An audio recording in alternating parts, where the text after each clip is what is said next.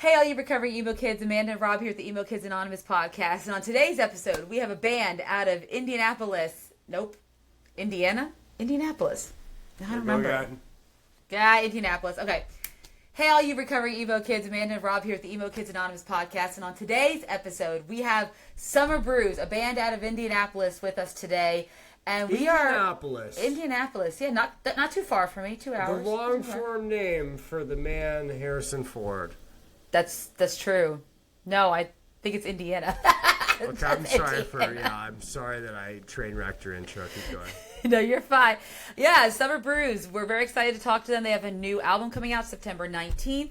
I think Infinity on the day Guise. this is... Yes, Infinity That's Guise. so many guys. And this episode you're watching is coming out on the day of Infinity Guise. It is. It is true. It is coming out.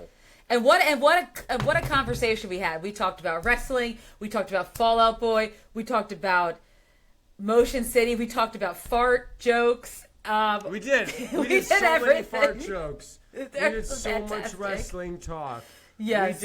We talk shit. There's a full-on rivalry going here. That's man. true. I believe Emo the rivalry. week before this comes out, our interview with Sports has Correct. recently been released. Yep. So Sports and Summerbruise have a bit of a rivalry going on, and yes. many are saying that this is going to culminate in a big match that is going to be sponsored by Emo Kids Anonymous. We're going to be the official promoters of this. We are. We're going to put everything out. It's going to be fantastic. We're going to have to talk to the athletic commissions in all these states, but we'll work it out. Yeah, we're going to make it happen. Stay tuned. Fight to the death. Exactly. But yeah, super excited to talk to Summerbruise. But before we talk to Summerbruise, Rob, I know you always have your... let me show. Yeah, what you want to say? The blouse you're wearing, Amanda, it's immaculate. It brings out beautiful. your eyes. It's Thank shapely. It's form-fitting. It's elegant. It's flattering. It is. Maybe one would say one of the best blouses that's ever existed. I would agree with that. One of the sleek, sexy, sensual. The design, subtle, so timeless. The design, so timeless. So aesthetically pleasing. So symmetrical. Yes. Fuck it. And you can purchase this blouse on neveraphasenetwork.com. It's a website. And now I do have a boss named Ryan who's looking at me, and he's doing like this thing to me. He is threatening. He's also doing like he's mouthing bad words at me. I'm sorry, Ryan. I'm sorry. And he's telling me I have to tell you to go to neveraphasenetwork.com, where you can buy one of those blouses, one for $20, two of them for $40, three of them for $60, four of them for $80. And get this, Amanda, you can get 5 of those blouses, not 1, not 2, not 3, not 4, not 6, but 5 of those blouses for $100 over at neveraphasenetwork.com. What a deal. Can you believe that deal? That's a great deal. It's a beautiful deal. It's honestly the best deal I've ever heard. Yep. It's a good deal. I like it. It's a good deal. Everyone should take advantage of it if you go to neveraphasenetwork.com. And we got an EKA shirt. We got Never a Phase Network shirts. Ones. Yeah. We're going to have some more Emo Kids Anonymous shirts on there. I'm going to make a shirt on there. I really pride myself in ugly blouses. We're going to have a shirt on there real soon that's just going to say, feeling low-key emo RN NGL for real. It's going to say that. I'm going to have it printed up. I just want it in different colors. That's not black. This is just my jabroni shirt. This is not affiliated with the podcast. This is affiliated with the founder of our group there. No. Shout out Tony Jabroni. I hope you're watching this from inside of a fucking... I'm not trying to be insensitive, but I hope you go fuck yourself. Go follow us on all the platforms, Twitter, Instagram, TikTok, Emo Kids Anonymous, YouTube, Spotify, Apple Music. You can follow us, Emo Kids Anonymous. We release episodes every Wednesday. On top of that, we usually do interviews on Mondays and Fridays. You got literally 3+ hours of us to watch. Where in that time, I'll say at least 6 or 7 things that should get me canceled. True. It's very true. And I will do all of my best to try to stop him from being canceled. Yeah, she'll do her best. And not be shocked. Thank you for, she keeps the leash in line. Okay, so I guess without further ado, Here's our interview with maybe one of my favorite bands in the world. Fucking Summerbruise. I got no common sense. I'm only book smart if the book's about wrestling. I'm only hungry. Hey, everyone. Hello. God, this is so embarrassing. Oh, hi, everybody. Hey, Mike, Stanley, John, how are you guys doing today? Living the dream. So freaking good. Wonderful. Very good. Awesome. It is so nice to meet you guys. Thank you for joining us today. Really appreciate it. I know that Rob is particularly looking forward to this because your stuff is rocks. Yeah. Yeah, love the Summerbruise. Let me just say, big fan of the Summerbruisers. All you guys do. Happy to have you guys on. And I see we recently also announced a tour. I saw that. Oh, yeah. Yeah, that finally got announced. We're really excited.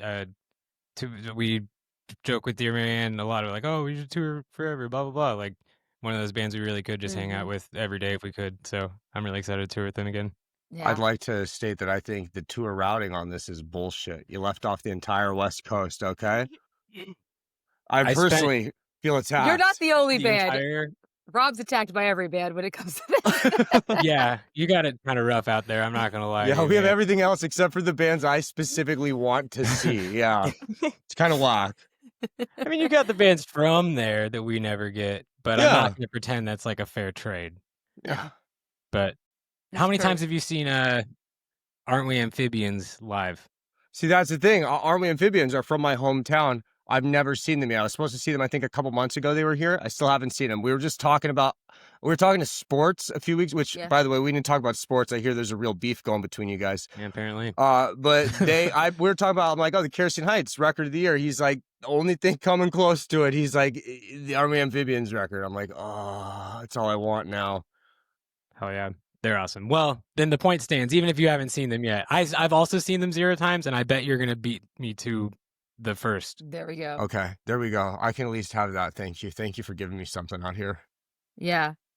Awesome. Well, Amanda and Rob, we are very excited to have you guys on. And I guess what we always like to do with our guest when we start off is get to know you guys a little bit. So obviously our fan base, or the majority of our listeners, are what we would classify as elder emos, or people who stopped listening to music after 2009, 2010.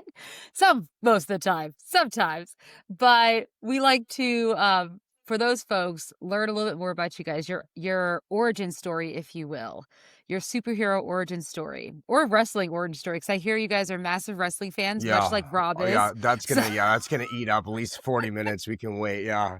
I love to hear it. Yeah. I don't get to talk about wrestling on these things enough. I love wrestling so much. But the origin story isn't terribly wrestling related, but the band is almost 10 years old now.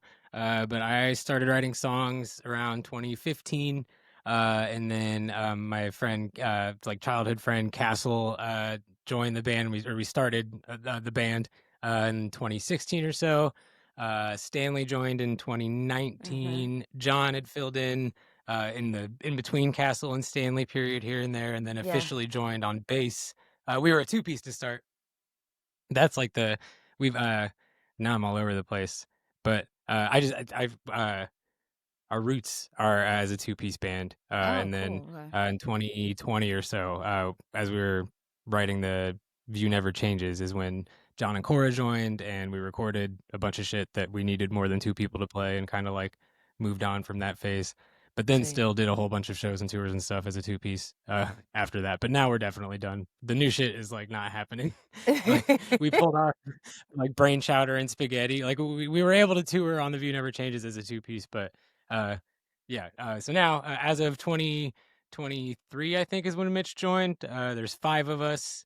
Okay. But there are like 5 writing members of Summerbruise, but we don't like there's 4. We only need 4 for a show. Kind of the idea of having 2 guitarists, so just that Cora is super busy, and it would be nice to have another like full-time member. And as long as we can sort of bank on one of them being there, which has mostly worked out, but they're both pretty busy.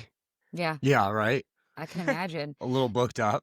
Yeah. Now, when you say writing, or everyone has kind of a writing. So when it comes to writing the lyrics, and is that like someone who does that mainly? Is it you? I know, Stanley, you have a song as well. I know off of album Roses, right? So who's like the main like lyricist, I guess, or is that a combination of everyone? So the lyrics are the only thing on this new record that are 100% me. Okay, gotcha. But the like sort of different eras that like songwriting duties have kind of like Castle and I more or less split it, but I still had like a lot more kind of creative control, especially as a two-piece. Like there's the drums and then there's everything else, and I was in charge of everything else. So like you still get to, you know, kind of decide how stuff's gonna sound. Yeah. And then in between Castle and Stanley, when there wasn't like a permanent full-time drummer, I wrote a lot of Always Something and The View Never Changes, like totally by myself. So like guitar, bass, drums, and everything.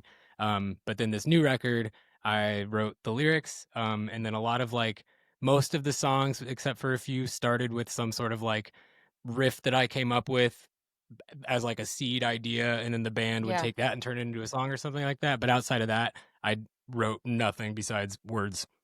Okay. Which was like a really exciting change of pace for me. It was fun. Right. Yeah. The rest you can pick up the. Yeah, you guys take over here, huh? You know, do me a favor. Do me a favor. And I've already like immediately noticed the difference where like when I listen to old stuff, I'm like, listen, I know like The View Never Changes. Like I worked for like 9 months on those demos and was like painstakingly mapping out every note of every song on every instrument and all these little parts. Like everything you hear on that record was like like I spent weeks on the fucking horns on Friends alone. Like I just like I don't know. I spent so much time obsessing over that record, and then if I listen to it, I just hear every little detail and think about like, oh, I did get that right. Oh, but that I wish I would have had more time with that. Blah blah blah. And when I'm listening to the new record, I'm just fucking like air drumming to it and like noticing all the sick drum stuff and like thinking like catching like the cool bass parts. Like I'm just like I get to hear an album that I don't know. It's a totally different listening experience because I like none of the instrument stuff is like from me. You're like a little more removed from it, so you can like appreciate it more and be like less critical. Like you're like, oh, I almost don't want to say it's tight, but then you can be like, this one's tight because this is my friends that did that. You know what I mean? Yeah. That kind of thing. 100%. And then so like tenfold on like there's 2 songs that Stanley wrote like top to bottom. Oh, like nice. Back in the day where I would have done everything, but it was her. Like she sent 2 full band demos to the band, and then like those ended up on the album like pretty much unmodified. So that was like a really exciting. Yeah. Like getting her to. It's Stanley, why don't you speak on that? Yeah, tell us about it. Let me expand on that. Fill us in. So, the song Never Bothered started from a like demo that Mike had sent of just a guitar lick or a chord progression in this tuning, and the BPM was there pretty much. I sped it up a little bit and I don't know, did some razzle dazzle, and then before we knew it, it was the first single off the new freaking record, and I'm like, Right, holy you're like, okay, crap. damn. Yeah. Like, all right, let's pop off. Like Summerbruise 2.0, let's go. I love it, and that's quite a single to start off with too. I mean, Never Bothered. It's a heavier like as far as like the themes and in the lyrics. Talk to us a little bit about that song and just what you guys were thinking about when you wrote that one. Sure. But I think we've talked a lot about how like it seems like a lot of people like death is like coming up a lot more than I expected to from like people's like first listen to like the whole record. And I think like kind of like all of our other shit, like it's usually everything's about like one of 3 things, and that's definitely one of them. But I wouldn't say it like haunts the entire record. And like Never Bothered, I kind of think is like the one song where like a lot of that does get channeled, like a record's worth of kind of dealing with like that. But yeah, I don't know. I wrote that one.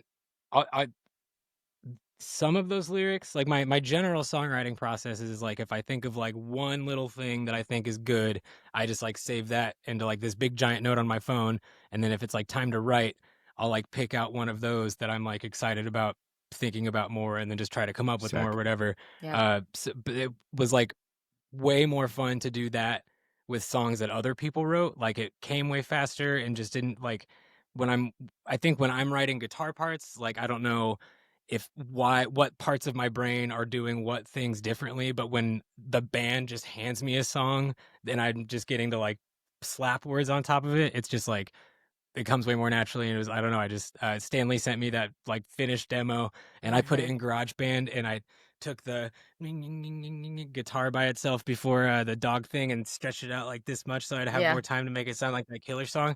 And then I think I just like sang more or less what ended up on the record, and we just recorded what was on the demo. Like she nailed it. There was no changes needed. Yeah. And Stanley, tell me a little bit about some of your influences. 'Cause I know I had read an article where you said that Mike Marsh from Dashboard Confessional, right? His drumming, was a major influence for you on some of the songs. So what else or who else inspires you when you're writing your music? Tony Thaxton is like the most underrated drummer in the pop punk emo scene. From Motion City? Yeah. Wow. Love that. Good It's pull. awesome. Yeah. So like I listened to a lot of that mid 2000s mall emo, like Don't we Dashboard, Motion City, Armor for Sleep, Fall Out Boy, and then go to like also sometimes listen to a bunch of like the Postal Service, Owl City, stuff like that. And then I accidentally on Never Bothered ripped the entire chord progression from What's Up by Four Non Blondes for the entire bridge of the song. It just goes yeah, that A to B minor to D back to A. It like I'm gonna be singing that over it from until the day I die. I'm gonna hear that now. Yeah, it's gonna fuck me up. If you've ever seen us play, there's like a 99% chance that was her vocal mic sound check. So I like that, and like it was a go-to karaoke song for her. Like stretches it's one of those songs. Like Brain Chowder is Brain Stew, give or take, and that wasn't on purpose. I kind of realized it after the fact, and that's just been like that was my first favorite song when I was like 6 years old. I love it. I think when there's a song that's just kind of like in your bones, like that's just bound to happen eventually. Come out eventually. Well, I was gonna ask about Brain Chowder because when Stanley, when you mentioned Motion City, there is a lyric in there. I speaking figuratively, of course, and I was like, wait a minute. That is reminiscent of a Motion City song. Let's get fucked up and die. I was like, oh, they are Motion City fans. This is fantastic. Huge Motion City fans. I get a lot more like when I like, especially compared to like a lot of your contemporaries, I guess you would say, who maybe delve more into like like more obvious open tuney mathy kind of stuff. Like I always felt like when I listened to Summerbruise, like it's like Motion City meets a Vampire Weekend meets a Weezer meets like a little more existential dread to it meets like way too much Dave Meltzer, like things like that, just kind of melded into one, Dread. I'm like that's the vibe I get. Vampire Weekend is an insanely sick pull. I never would have even thought that had made its way into Summerbruise, but I have like loved that band for so long, and just like they're kind of just like collecting dust on a shelf of bands that I just like. But it's something that probably like I was gonna say. Are you like almost 30 or just turned 30? I'm 32. 32. I was gonna say you're probably right in that spot. You're right in that spot where like they would have like Vampire Weekend would have been popping off. You would have been like 15, and it's just like that would have hit. Perfect. Yeah. So like so that like, and it perfectly suits the like the point I was saying earlier of like I have never intentionally done anything inspired by Vampire Weekend other than like thinking I wish I could do cool stuff that sounded like them and like how cool that band is. So like when you listen to a band enough, it's just gonna like makes its way into there. Yes. And speaking of that, so Stanley, you also mentioned Fall Out Boy, and I've got to know on the last track on View Never Changes. Quitting in the name, it says now press delete in the same vein as the end of it. Okay, I was like, obviously, I'm a massive Fall Out Boy fan, so I was like, she was hyped. This is fantastic. This is my new favorite band. They're making Fall Out Boy references. So. I had a Fall Out Boy themed Tumblr page when I was in high school. Stanley, you and I are best friends now. Okay, that's it. Let's go. I mean, y'all might know each other. Yeah. Wait a minute. I mean, I'm almost 40 and I still have Fall Out Boy themed TikTok, but I mean, that's all I do. That's all I do. But that is fantastic. So is that just a little Easter egg that you guys put in there, just because? We're just we're huge Fall Out Boy fans. Like one of us thought of it and just like I'm never gonna. I love when records have stuff besides music on it in any capacity, just little like skits and goofy things. I think really makes an album feel like an album and not like a mixtape or an EP or whatever. So and anything funny is I'm never worried about like is that too silly? No, Is that you gonna be guys. I was stupid?" I was Like, gonna if say it even makes me laugh one time, it can be on the record forever. Like even the that's album completely- title. I mean, Infinity Guise. I mean, like, at what point is it too many guys? You know what I mean? Like I remember, like, I kind Never of too read it. many guys. And then I said it out loud Never one too- time. And I messaged Amanda this morning. I was like, she's like, the Infinity on High reference. I was like, and the album name. She's like, how is the album name like a sexual pun? I don't get it. I was like, Amanda, there's like Infinity Guys. Just I'm so a very many naive person, guys. guys. I'm sorry. I just realized like the Good Charlotte piece of the anthem where they're like shake it once. I didn't realize what that was a reference to until like 3 months ago. So Yeah, to explain all this. Yeah, no, I'm just like, yeah, it's just like a pile of guys. Like, I don't know, it's fucking genius. Like, Which I dare say doesn't need to be explicitly sexual in nature, but I No. will say I am so thrilled. I did not expect anybody to like not need the joke explained. You're the first person to like even treat it as a given that like we Oh, meant yeah. that to be. But yes, yeah, like Oh, yeah. we could not No. stop fucking laughing. Our I was asses raised off on the concept Blink-182. of Everything Infinity boils down Guise. to, yeah, like homoerotic humor is just like what everything boils down to me in the most positive way. It's like, of course that's what that means. Yeah, I wouldn't have, exactly. wouldn't have thought anything else. Yeah. So does We that can mean talk about how like you can only listen to the Mark, Tom, and Travis show so many times Yeah. before some shit like It's that true. ends Yeah, up. in the that's feed, the one. You talk about stuff forming into your brain. Like, I haven't listened to that album in like 20 years, but like I still will like finish the song. I'll hear them 20 BPMs faster. I'll still say, "Where's my Asian friend?" And Tom has sex with guys, and That's the one for and me. every joke is basically that. You know what I mean? Like peanut butter dogs, like my dad. Like it's yeah, yes, it fucks me up. You live Gotta yes, get class action going. Yeah. exactly. So is that to say that Infinity Guys will have some more of that on that record?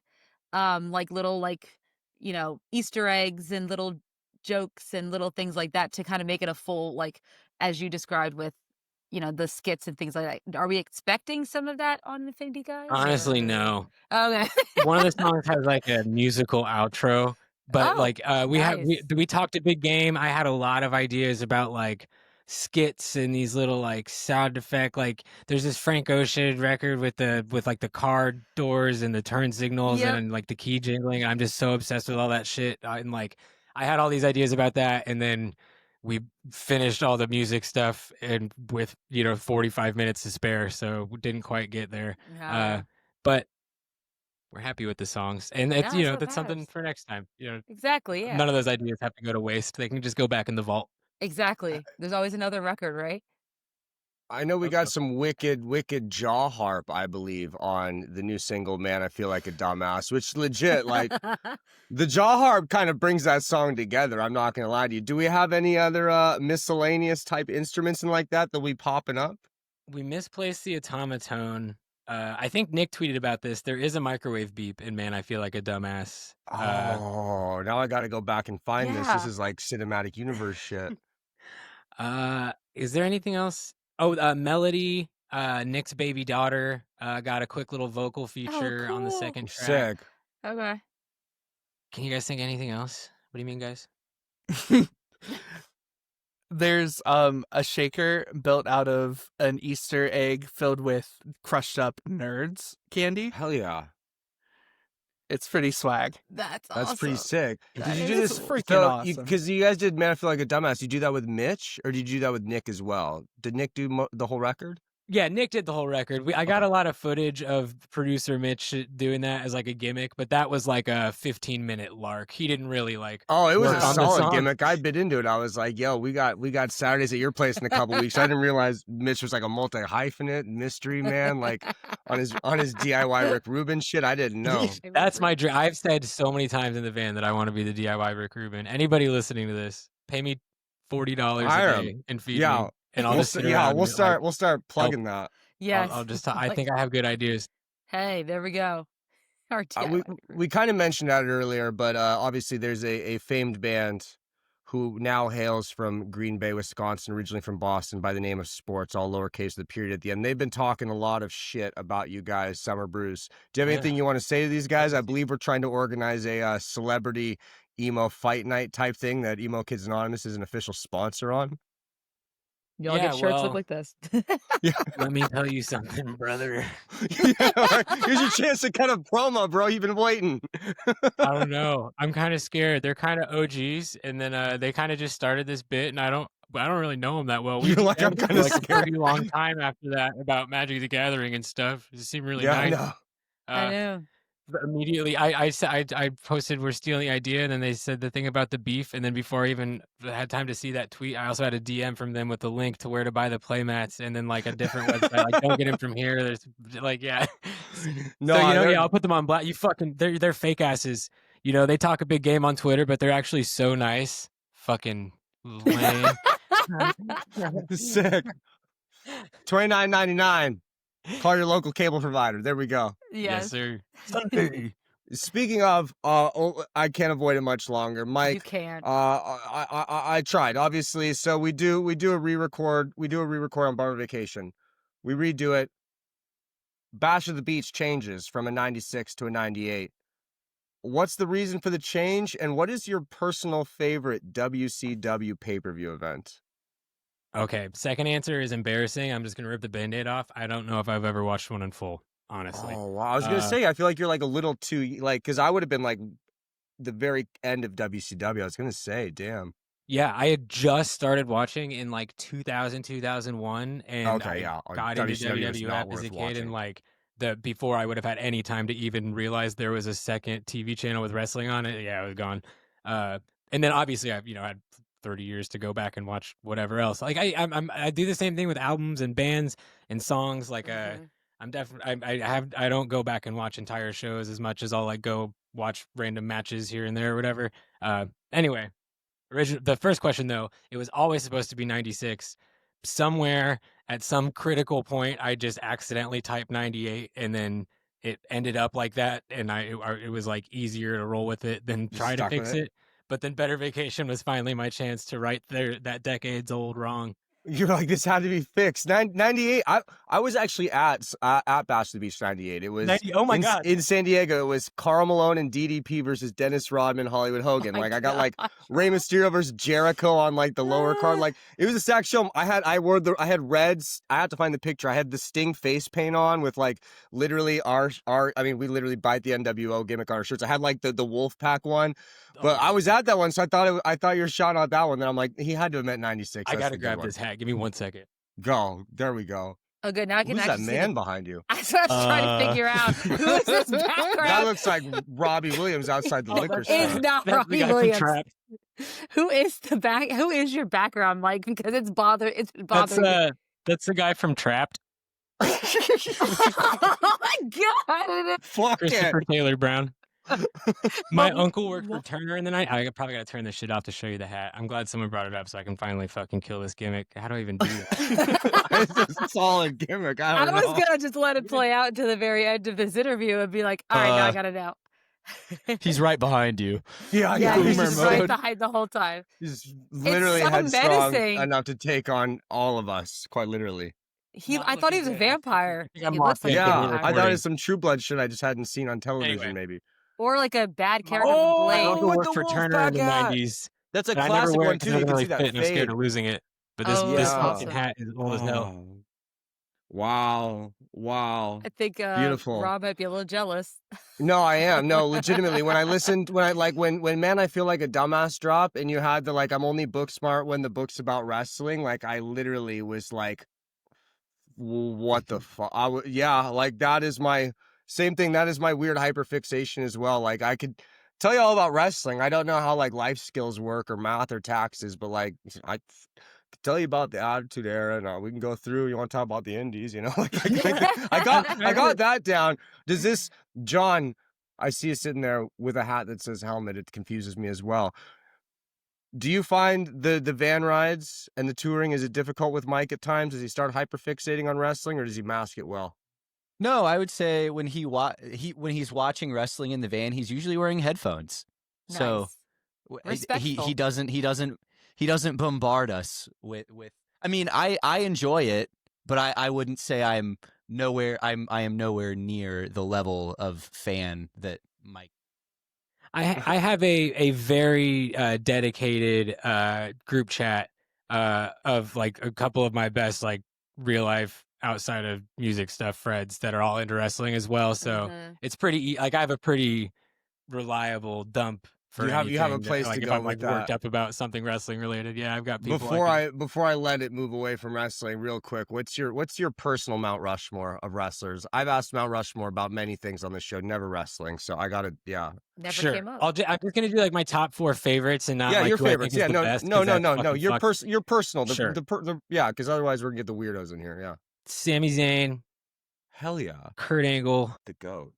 and then like those are my like sort of like growing up like now that I really like realize what I kind of like think is like good, and then like just sort of like kid excitement, like always favorites, will always love, gotta be Foley and Rob Van Dam. Solid picks. That'd be my 4.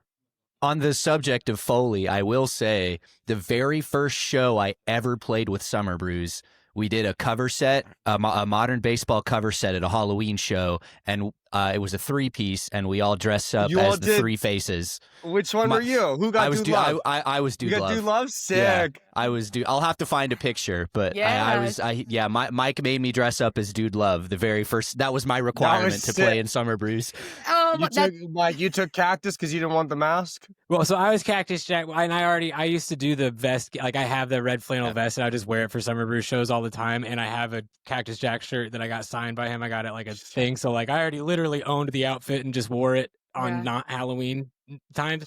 The Mankind problem was we weren't able to procure a mask or we brought a brown beanie to the event hoping we could just like improvise one, and then realize that was just not happening.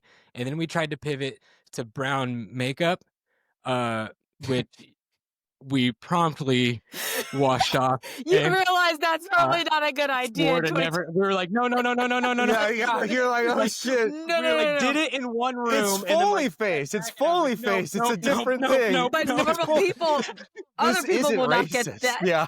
People will not. This is not. Yeah, no shot. Dark basement can't happen. Yeah, you're like, yeah, this is. And it looks like shit. It's not like some fucking SJW lib cucks are gonna misinterpret this perfectly Mankind mask. Like it didn't look good. It looked horrible. It was bad. That sounds honestly, yeah. Blackface has rarely ever been a good look in history. That is fair. You could have done what you could have done is you could have done like little pieces of popcorn or something like that, like the shit off the ceiling and like stuck it around the face, like Hell in the Cell, kind of the teeth thing. Yes, I feel like that's the unmasked Mankind. Yeah, he's like, damn, we really just kind of gave up. Yeah, next year I'll be a creative consultant for Halloween. I'll do it for free. Perfect. Rob's a good creative consultant. Yeah. So speaking of your live shows, so obviously you said you started out like when you're performing live, you're a 2-piece, and then now you're the full band. Talk to us a little bit about what that evolution was like. Like, what were some of the challenges you had to overcome just by, moving from just 2 people performing on stage to the whole group performing on stage? And do you run into any issues, or what have you smoothed out over time and things like that? I will say the biggest hurdle is letting everybody in the band know what bit is going to go where in the set.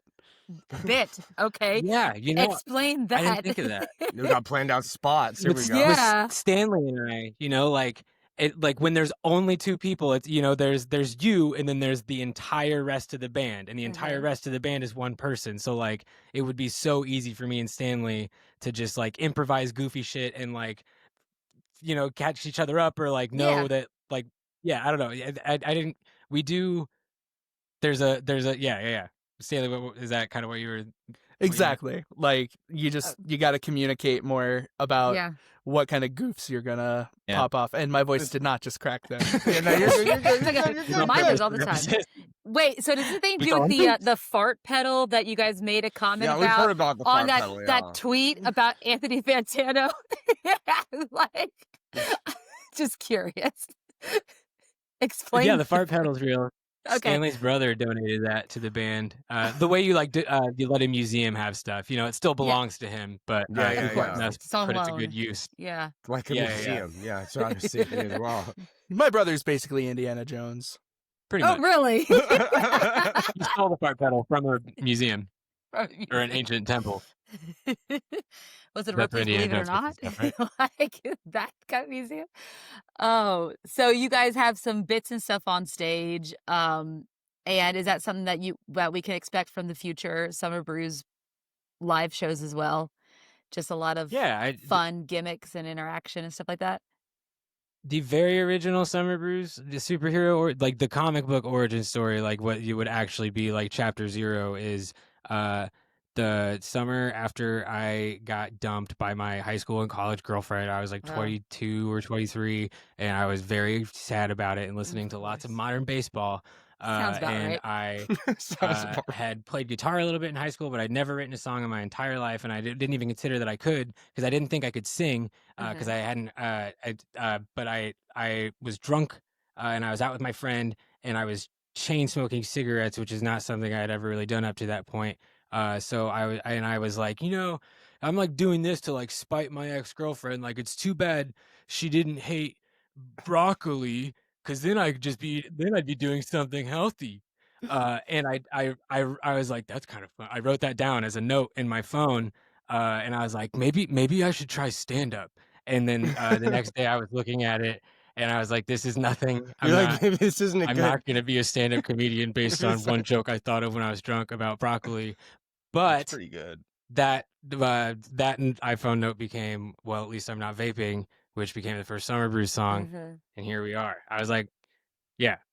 So the whole thing is trying to be funny is like the very first thing I ever did when I was trying to write a song, and the only thing I ever do pretty much if I'm in any of my waking hours. I am trying to be funny. Yeah. Is there ever like, I believe a great man by the name of Kevin Nash once said that everything is just kind of about popping the boys and the girls in the back, so to speak. Is there I can tell like you just have like an element of just, you got that wrestling card. Like, is there an element when you're writing lyrics where it's just like, I'm just trying to pop the band every now and then? Like, I want to slip in an Easter egg. They'll just kind of fuck with them. Do you ever do that?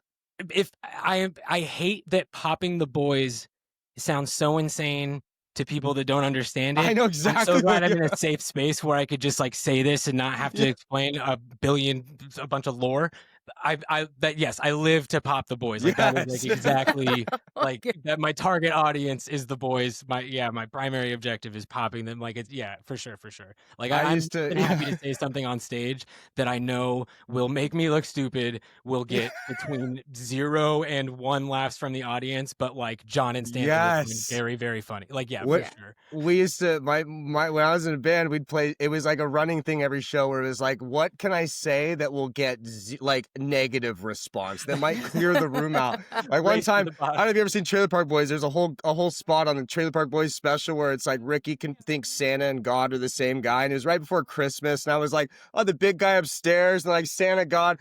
We basically, and you could just feel like the uncomfortable looks around to their friends in the room, and it was just like that gave me life for like 18 months after that. Like, was like, oh, like I fucking killed that crowd at our own show. Like, but it was so sick. Like, shit hit like crack.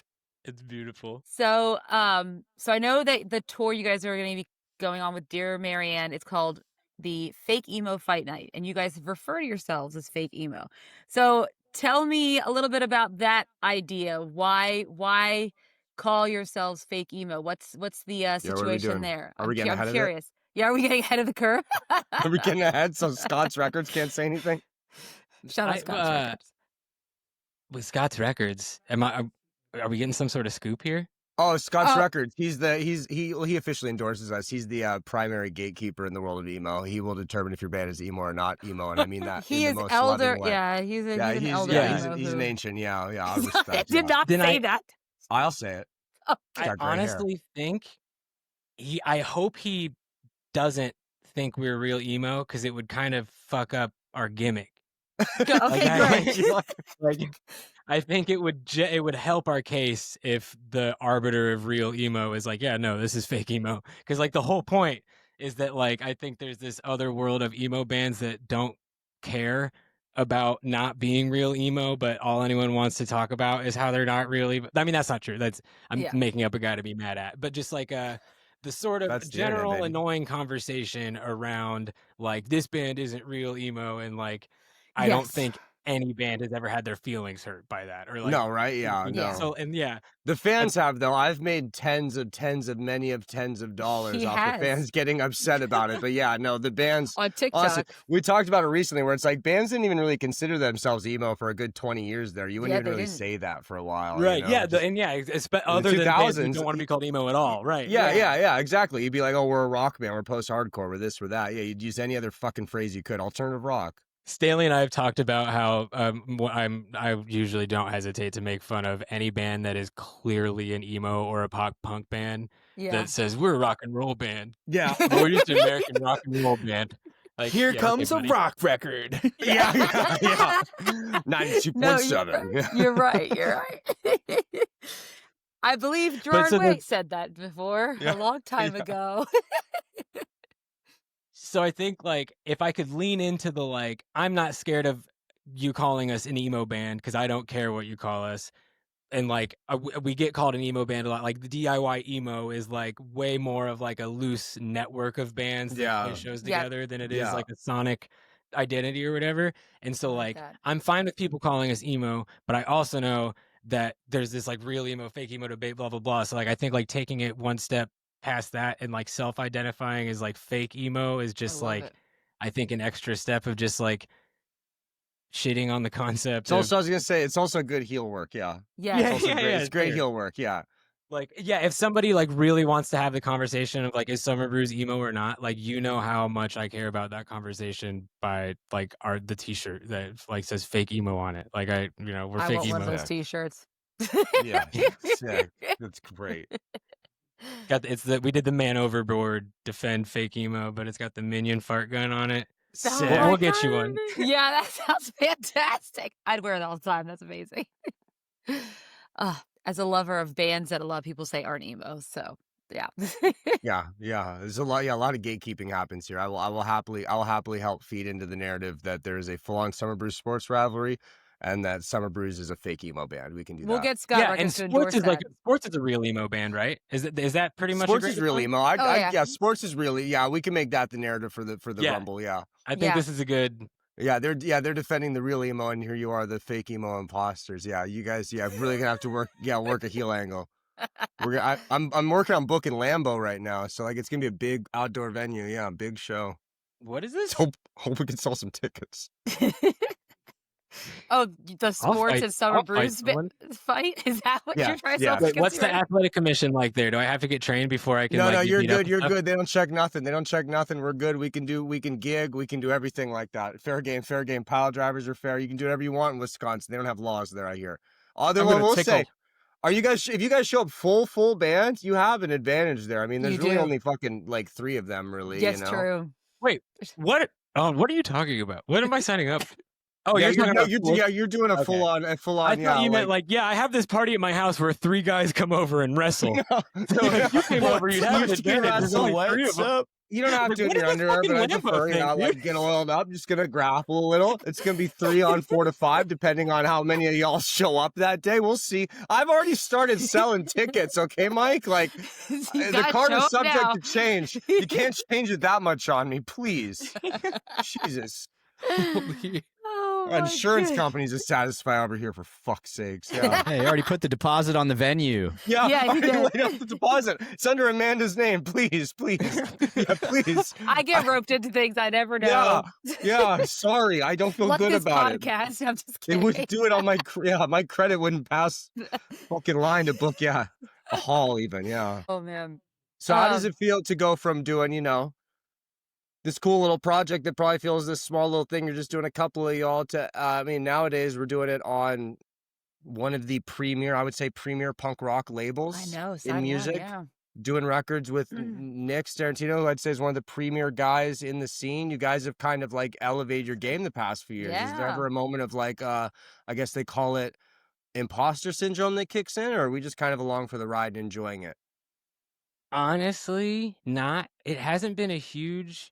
I wouldn't say imposter syndrome so much as like I'll be like, man, there are other bands that like deserve this more. Like there's so much luck involved. Do we really like deserve this? But like the fact that we've been doing it for so long and there's never been one big like spike or blow up moment. Like there's never really been time for like my perception to get ahead of like what's really going on, or like my idea of the next few years to be like drastically affected by something that just happened. Or like it's I don't know, for me the success, which is pretty exciting to at least be able to call it, has been like so gradual and not like predictable, but like nothing insane has happened. It's just been like a series of like medium lucky but reasonable breaks that have just sort of added up over like almost 10 years. Yeah. What was it like getting to work with Mr. Tades of the Hot Mulligan? I know he's on an upcoming track here. Yeah. Can we speak on that experience there? I know they just released a record, and I have, one thing I really take away from that band, him specifically, is seems to be a real effort to kind of give back to the scene. What with, working with you guys, doing the Saturdays videos, yada, yada. Yeah, definitely. We were really lucky. And he even like, we have been friends with him for a long time. So we were, he reduced his rate for us. We only had to do 5K. I'm not sure what all the other bands were doing. Yeah, but that's that was pretty really good. sweet. You slipped that in so fucking casually. That was good. So casual. John broke kayfabe there, but you really you say y'all could have straight faced it. Yeah, dude would just have that money rolling in. The label, they were happy to, they gave us a blank check when we told them that I had Tades' phone number. They said, whatever it fucking takes. Whatever man. It takes, yeah. Joe Sib or whoever's running side one these days is like, yeah, let's go cut the check. Yeah. It's 1997 still. But, we've known Tades forever, and the song, when we were writing on it, like just very early, we decided that it sounded a whole bunch like a Hot Mulligan song, and it would obviously be cool to have our friend Tades on it. And Mitch had just done a bunch of tours with like Free Throw, and I can't even think of he did the Saturdays and Arms Length tour together. He spent a bunch of time on tour with Tess's Tades' wife, Tess. And so like Mitch had gotten extra close with Tades and Tess, and like we'd all just been talking and hanging out a bunch like right around the time we were working on the record. So it was just like really easy to like ask him to pop into the studio, lay down a verse. And he had like an insanely this was right before Hot Mulligan's like South America tour, and they were doing all this other shit. So it was like he told me, like when I first asked, he was like, I'd really love to. I just like probably can't because of all the time. Like, sorry. Like, and then a few weeks later was like, hey, I think I have time to get to the studio like this afternoon or something. And like, I thought it was nice that like he was pretty sure he couldn't do it and didn't like, get our hopes up or anything. Didn't overly promise things. Yeah. And also then had like a rare like day with nothing going on, and like thought of us, and like didn't just like hang out at home on that day off that he like happened to have, but like made time to. I don't know. Yeah, that's our guy. We love Tades. It's really sweet. Yeah, that's really sweet. I'm excited to hear that, and I also like that you, to some degree, also almost gave it like the Hot Mulligan treatment with the name. What can we say about the Cookie Monster snapback and the possible Cookie Monster pajama pants and the ladies who wear them and the fellas that love them? We did definitely want to give it.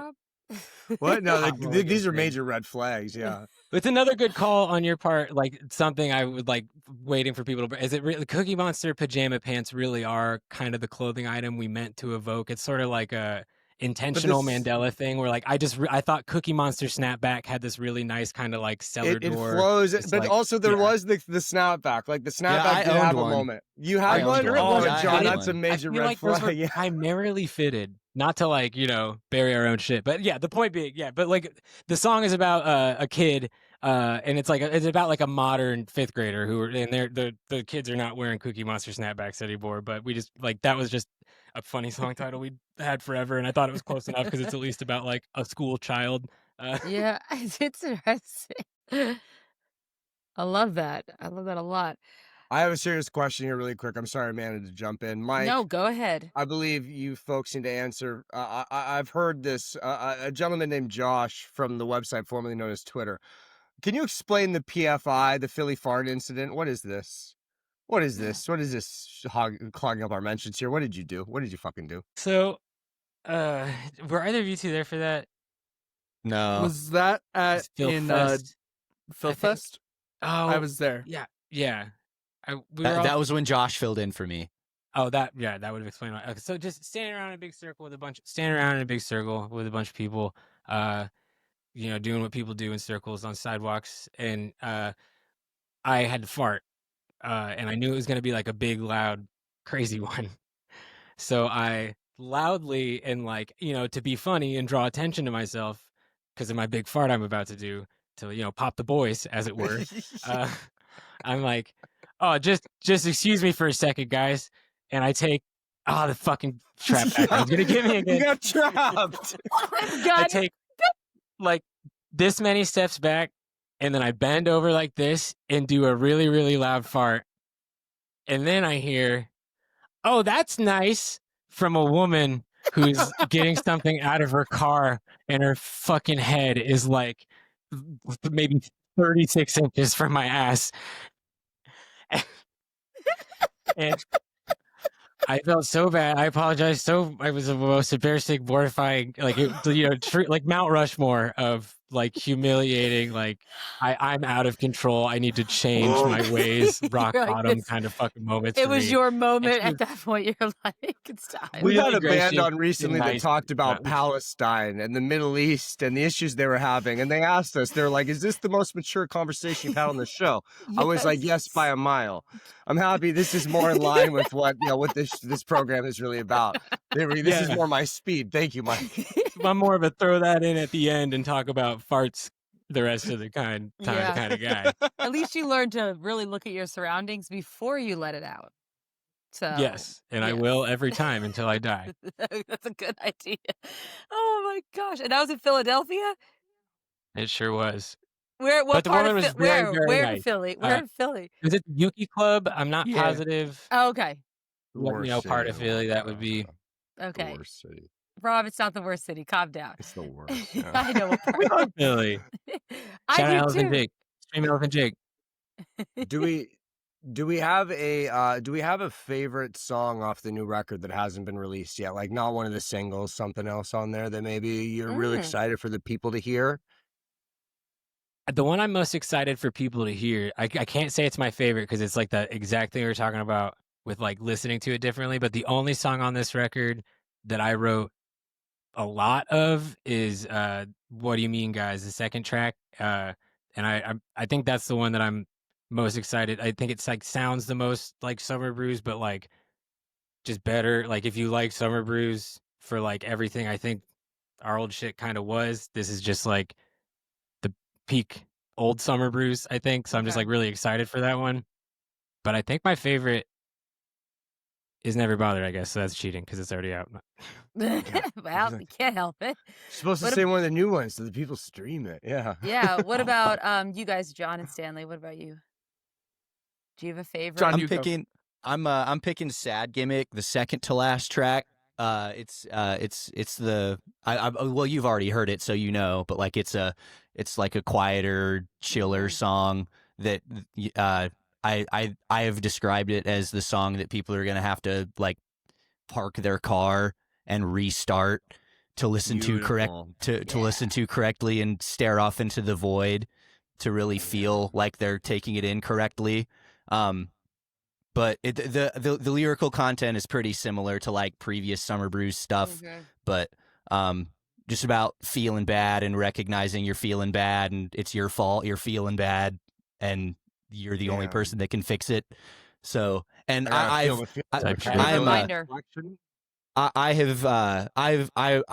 the young. Well, I'm not the youngest in the band anymore, but I'm only 26, but I've been a Summerbruise fan since I was in high school. And now to be in the band is really cool. But just listening to old Summerbruise stuff when I was in high school and now coming to this it kind of feels really cool to be a part of writing it instead of just standing front row at the Hoosier Dome.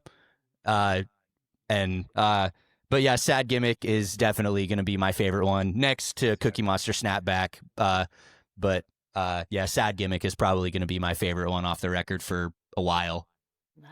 I want to circle back to CMS before Stanley goes, because that's my unreleased answer. Because for the opposite reason of it's the least Summerbruise song ever.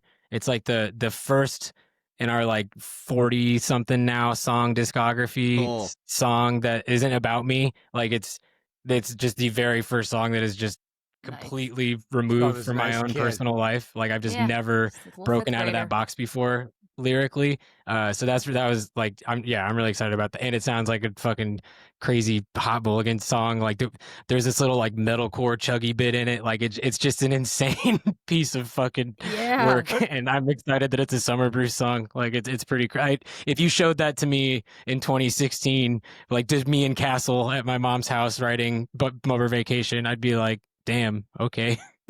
That's crazy. Like if you showed me what do you mean, guys, I'd believe it. If you showed me Cookie Monster Snapback, I'd be like, what the fuck is happening? This is Hot Mulligan, but it's a different singer. Oh, never mind. There's the Hot Mulligan guy. Never mind. Anyway, Stanley. Yeah, what about you, Hi, Stanley? That's me.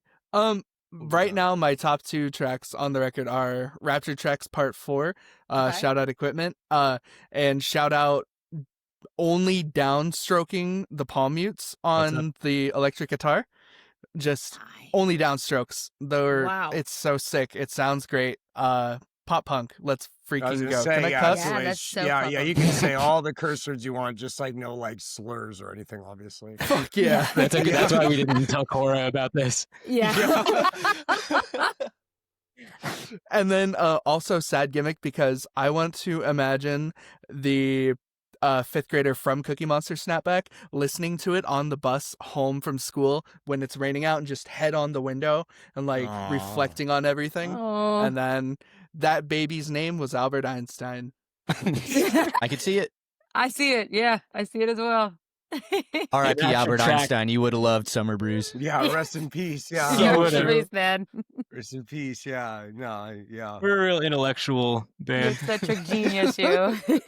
Speaking of deep intellect, I see. Also you guys, along with some of the bands you mentioned, also there's a slight homage to one of the great Canadian bands, the Weaker Thans. Is there an actual cat named Spaghetti? What's the fucking deal there? There is an actual cat. I can send a photo if you want to. Yeah, proof. Editing the lips type. I got proof. I got receipts. Is the cat's name Spaghetti? I think that is wholly dependent on how you legally and philosophically and spiritually define the name of an animal. It was my neighbor's cat, and I called him Spaghetti when I thought it was just like a stray neighborhood cat, and I put food out for him all the time, and I was like, oh, like my friend lived in the house before me and told me about these like neighborhood cats that he put food out for, and it was like, oh, I can't wait to take care of these little cats, whatever. And then after I've been living there for a while, I finally talked to the neighbor one day, and he's like, no, man, those are my cats. They just like fucking bumming food off the neighbors. And then he told me their names, but I instantly forgot and continued calling them my made-up names, which were Spaghetti and Spider-Man. Yeah. Spaghetti and Spider-Man are nice, yeah. Shout out to those cats. I hope they're listening. I hope they're still wandering around somewhere getting their free food. Oh my goodness. All right. Before we Amanda, do you have anything intellectual to say here? Because my brain's just we're thinking spaghetti. Yeah, it's loose. I was gonna ask dinner time. I was gonna ask if what your spaghetti's too loose, just you leave in the pan for a while, and it will tighten up on the plate. Don't be worried if it's a little wet in the pan. I hope so. I need it. Yeah, I was going to say Rob always likes to do a Mount Rushmore of whatever bands. What's your personal Mount Rushmores? Who the four of you? What emo defines bands. you? We should do fake emo bands. There you go. Give me your Mount Rushmore of fake emo bands. Fake emo bands. Let's get Reddit riled up. I'm using this clip. Fall Out Boy. Great pick.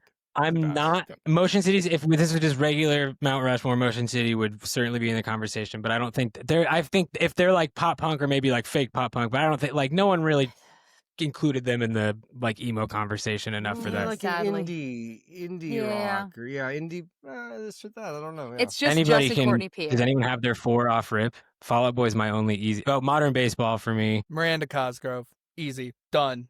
There we go. She gets all 4 spots. Class factotum. There we go. Oh, lovely, wonderful. John's on you, brother. You got one? You got better than the chick from the Nickelodeon show? Because that's off the top. Who doesn't love Miranda Cosgrove? That album, legitimately, if you just like, just pop music, give that album a listen. I think you'd really be surprised. Truly. Mm-hmm. Especially if you're the kind of person that doesn't really pay attention to lyrics when you listen to music, you'll definitely love it. With the Miranda Cosgrove album? Yeah, the Dead production serious. and like structural, like the songwriting. Are we talking lyrics notwithstanding. Sparks Fly? This Yes. one Yes, here? that Yeah. exactly. This is that the record. record. Is This this is the our pop music record. album. Wait, did this come Kissing out You. after Damn. School of Rock, right? Because she's in 2010, yeah. School of Rock. Yeah. Yeah, would Yeah. be This is said, yeah, iCarly she- era, She's yeah. a baby, yeah. Okay. Of Damn, she on Columbia? Fuck. course she was on Columbia. Damn, Well- I'll have to dive in. You're gonna have to cancel our interview after this, Amanda. I'm diving into the Miranda Cosgrove record. Sorry, Petty Hendrix. We're gonna do a whole episode on Sparks Fly Out and dedicate it to you guys. you Let's just go. sent me down a fucking down a bad path, Stanley. My bad. Well, Mike already said Fall Out Boy and Modern Baseball. I think I'm going to take Paramore. Oh, that'd be There we on go. mine. Great There pick we for go. a fake emo I band. think Yeah. Paramore is really just like a pop band that kind of like punked us into liking pop music and like faking it as emo, like pretending happy you said it, I did. same thing. And really, I'm gonna say this Do it. too, maybe controversial. Do it. Fall Out Boy is the same thing too. Oh yeah. Fall Out Oh, Boy is all day long. Fall Out Boy is Yeah. pop music. Look, Fall Out yeah. Boy is pop Especially- music. Especially They just after have- that they just- second record, that brother, that's they just they're play good guitar. Maroon 5s. Yeah, They just play guitar, and it's really good. It's really It's good really pop good music. They just Yeah. they just punked us. They just punked us into liking pop music. The best thing about Pete And Wentz. invented a genre, Yes, they did. low key. Look, they did. They did. Yep. Yeah. There are still bands today making money just writing "Take This to Your Grave" over and over because Fall Out Boy stopped making there songs. was a like whole that. decade of So it. They they called just it left to "Take 2010s, This yeah. to Your Grave" size hole permanently in people's like, you know, musical rotation. So any Right. band can just like pick up that torch and tour on it till they decide to change up their It's so sound. true. It's so Start true. sounding like the 1975 because that's what they always do second. We This is don't. gonna be a fantastic clip. Oh my god. Thank you. Thank you for bringing in the Matt Healy people. I appreciate you, Mike. Yes. Yeah, you know, you said something about me being a heel earlier, and I was like, you know what? Let's just do this. Yeah. That's the big, you know, 2-piece Summerbruise. We gotta Stanley and I. We try to be nice. We try to meet people at shows, and you know, I'd say we have a reputation for being pretty nice. But Yeah. I'm ready for the heel turn. I think Go that's full how you know it's heel. really gonna hit. You know, Go heel. Yeah, that's All right, how all it right. happens. Before we wrap it up, then real quick, Mike, what's the greatest heel turn in the history of wrestling? This is you're the first person, and maybe the only person I'll ever get to ask this to on this show. God, I really wish I could say Cena. What a letdown, but fuck Yeah. that. Covered Broke anyway. my heart. Broke my heart. Oh, I don't know what happened yet. 'Cause I haven't gotten that Well, far. I mean, when Cena turned heel. Oh yeah, you're she's watching Unrivaled right now. So yeah, I am. spoiler alert: Cena turned Mm. heel. It wasn't as good as we wanted. We've been waiting Aw. for it for like 15 years. Yeah, Yeah. I don't know. The Kane heel turn is the most memorable that I witnessed live as a fan. So like my like nerdy answer would be like, you know, Hogan changed the business, brother. Yeah. But, If you like, want, go full mark. You're like, yeah, oh, shit. Kane yeah. turning on RVD like shook me as a child. So that'll be Kane that'd be was my a answer. part of a lot of good early 2000s take. Like when he was with X-Pac and it made it so like little ass X-Pac was the heel. They're making fun of like Kane's wiener and stuff like that. Like it's just like, well, this guy's a monster and he's like a talk box. But like, what if we made him a little more personal? Like let's make fun. Let's say he has I a little bird. loved Mhm. the stuff they were doing with Yeah. he was a huge favorite of mine as a kid. All right, Amanda, take us home. Yes. All right. Well, Mike, Stanley, John, thank you guys for joining us today. I really appreciate it. For anyone who wants to learn more about Summerbruise, where can they find you on the socials? What's that handle? Summerbruise 69 on everything. Nice. Love it. Okay. Nice. It's just Backwards. so. You were You guys backwards. can fix that in post. Yeah. Yeah. No, Look right on my Reverse it. screen. We'll Yeah. reverse you in post. It's we fine. don't have yeah. an intern yet to do posts, so yeah, we'll figure it out. I'll make it work. Awesome. All right. Well, thank you so much for joining us today. We really appreciate it. And new album comes out the 19th. The correct? 19th, September 19th, never forget. Infinity Guise. Yeah. Sure does. That's right. Yeah, I'm sorry, Stanley. Hey, I'll never forget because it's my 4th wedding anniversary. Type Hey! shit. Hey. Beautiful. Well, happy early You anniversary. have to understand you got plans that day. You're going to be celebrating something else, too. Ooh, look, someone I'll just be busy. Who's using the celebratory? Did you see the emojis you Wow. got on the Who used the emojis? That's well done. No, yeah, that was not on purpose. That's Who just used the that emoji? application. Oh, it did? Fantastic. that was Sometimes me. Riverside's always, shocks me. Magical. All right. Well, thank you guys. We're going to have this come out on I believe on the 19th, the same day your record comes out. Cool. So hopefully we can send more people over to listen to the record. Busy September for you guys. Saturdays, amphibians. Yeah. Jam-packed. Hell yeah. Well, that's Type awesome. shit. You guys got all these people. This is so fun. Thank you. No, I Seriously. appreciate you. Tell Connor, give him a weird hug for me. Appreciate. sure. Yeah, I'm very on a serious level, super excited for the record to come out and to hear the rest. Like, yeah, I've been on the Summerbruise hard this entire year. Thank you. That's awesome. Big fan. Type So, shit. thank you.